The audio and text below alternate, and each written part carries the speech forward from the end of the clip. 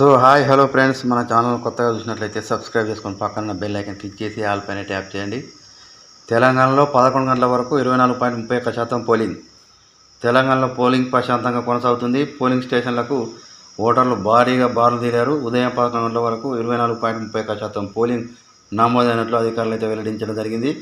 సాయంత్రం 6 గంటల వరకు పోలింగ్ శాతం అనేది పెరుగుతుంది. సాయంత్రం 6 గంటల వరకు పోలింగ్ జరగనుంది.